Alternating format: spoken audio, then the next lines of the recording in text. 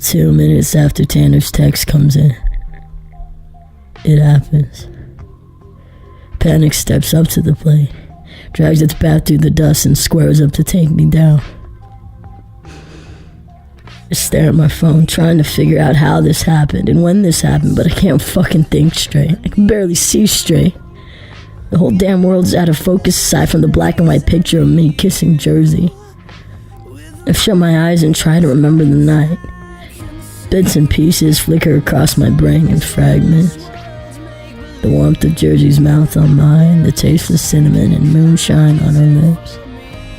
The music, the lights. So many damn lights. Too many. Enough to mask camera flashes and hide the eyes and faces of people standing around us, watching everything. Photographing everything. Ruining everything about a moment no one was supposed to see. But now everyone's seen it.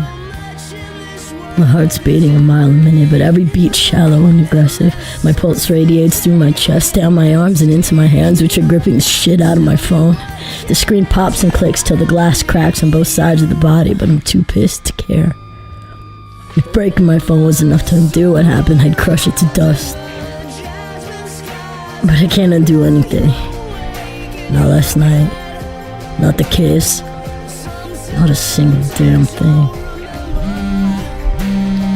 A second buzz pulls my attention back to my messages. Tanner follows up his first text with a screenshot of locally trending topics on Twitter. Hashtag Who is Jersey sitting near the top of the list, burning its way across the internet a tweet at a time. My phone buzzes again, but I close my inbox before I read anything else that'll set me off. I reach up and lock the screen like locking it will somehow stop the chaos on my phone from getting to Jersey. But it's too late.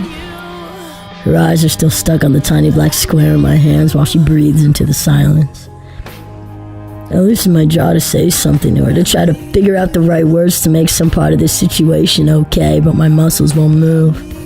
My mouth tightens up like a vice grip, and all my explanations and I'm sorry suffocate somewhere in my throat. I watch everything beautiful about Jersey's face fall apart a second at a time. The slight flush in her cheeks catches fire while the light in her eyes fades to black. I look for her telltale smile, the one she puts on whenever she's more sure of things than I am, but her lips stay still. I want to tell her that I can fix this, that I can figure out a way to reset this moment and make it so it never happened. But I don't know what to do. I don't know what to fucking do, except hold on to her until she feels safe.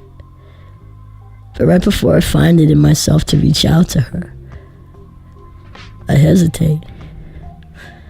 Fear steps between the two of us, takes a swing at me close range, and smashes my chest in. I back away from her and into the patient table just to keep from hitting the floor, but the sound's too loud for Jersey and Indigo not to notice. The only thing louder than my stumbling is the penny whistle sound crawling out of my lips every time I try to breathe. I shut my eyes, hoping to God that it'll somehow make me disappear, but I don't. I stand there in the dark, helpless and terrified, while my body shuts down a shallow breath at a time. But then she saves me. Her hands find their way up my arms, along my shoulders, and eventually reaches the sides of my face where she holds me soft and steady. I open my eyes and she's right there, smiling through her worry like nothing's wrong. Like everything's gonna be fine. Like we're gonna be fine. And the gaping hole in my chest closes a little, but my heart's still trying to beat its way out of it. I stare down at her wide eyes and try to lose myself in their quiet confidence. But I can't. I see how breakable she is and how fragile the girl behind that New Jersey smile will become once she sees what people are saying about her. I remember every single comment people posted about me and Lacey. The names they called her, the lies they told, and the ways they tore her to pieces. I can't let that happen again. But the world doesn't give a shit about what I can and can't do. It gives and takes as it pleases, and it always takes from me. I lean forward and hold on to Jersey so hard I'm afraid it'll scare her. But she doesn't let me go.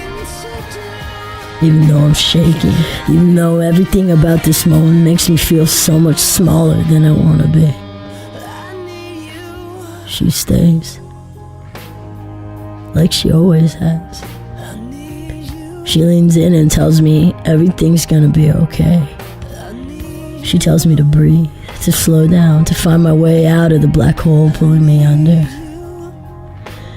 And for the first time, I finally believe that I can. Is he okay? Indigo's voice fades in and out of my ears, and suddenly I'm all too aware that she's been watching me the whole time. My face heats up when I open my eyes and see her standing next to us, looking more worried than I want her to be. I pull myself off of Jersey, straighten up, and try to act like nothing happened. I don't know why I think pretending will work, but I wipe the sweat off my face and keep on bullshitting regardless. My mouth turns to sandpaper mid-sentence, so I turn back to Jersey, hoping she'll save me a second time. She reaches out and squeezes my hand before stepping between me and Indigo. He's gonna be fine. But I think it's best if we head back to UCLA soon. Just think about mid-afternoon LA traffic would give anyone anxiety. Right, Elias? She winks at me and all the weight falls off my shoulders. I want to kiss her. I want to drop to my knees and thank her for not giving away my secrets. But I can't do any of those things. Not right now, anyway. So I stand there hoping she can hear my unspoken thank yous through the silence. Right, sorry to bail like this, Indigo, but I owe you one. Seriously. Thank you for everything you did for me earlier. Can me and Jersey buy you lunch sometime? Sure. As long as it's vegan. Jersey whips around to face me with an inch-deep furrow in the middle of her forehead. I'm sorry? Why am I buying her lunch? I lean over and nudge her with my elbow. Because you're my best friend and vegan shit's expensive. You're the best-selling author. You pay for it. I'm on scholarship. Fine, but you're still gonna go out with us, right? I ask, hoping that she doesn't pick up on the fact that I'm low-key trying to date her. I will, as long as you're paying, she says through a smile. I'll treat you both, but I'm not gonna be able to pay for anyone if I don't get back to UCLA. Tanner's gonna end me if I stay out any later than I already have. Jersey looks at me and nods like she understands, even though she doesn't. She doesn't know anything about who Tanner is outside of the friendly big brother bullshit act he puts on whenever other people aren't around. But when we're alone, I see as much of my dad in him as I do in myself. I wish I didn't. We can call a cab if you want. It'll be faster that way. You coming, Indigo? Jersey asks. Indigo shakes her head and goes back to cleaning her needles. No thanks. I got things to do. But I'll catch up with you two later. Good luck with your friendship, she says. Her words worm their way under my skin worse than her stare. And the longer she looks at me, the more guilty I feel about holding back so many secrets. Indigo knows things about me that Jersey doesn't. Not because she means anything to me, but because she's an outsider. Somebody won't get hurt by the stories I tell. So I've told her almost everything. Things I'm too scared to tell the girl who needs to hear them the most. The truth about rehab and me, Mindy, and our make-believe daughter. Everything bad about last year is sitting in the back of my mind, picking away at me the longer I keep it a secret. Then I'm not ready for Jersey to hear about what happened yet. Because the second I spill the truth, it'll hurt her worse than hiding it from her. And I'm not ready to hurt her again. Not this soon. Thanks, Indigo. I'll see you later, I say while making a point not to look her in the eye. I pick my clothes off the patient table, signal Jersey to wait for me, and duck into the patient bathroom where I'm out of her sight. I pull on my shirt and jeans, try my best to adjust my boxers so they stop rubbing against my balls, and wait a couple seconds before heading back outside. Leaving this room means eventually having to talk to Tanner. And that's the absolute last thing I want to have to do. My pulse picks up at the thought of how he's probably going to react when he sees me show up with Jersey. He's never seen us together, but given how last summer ended, I'm pretty sure he doesn't want to. He doesn't even know that I've been seeing her, or that she's in my class and living across the hall. But he doesn't need to. He spent the last year policing the shit out of every single part of my life, and I'm tired of always having to listen.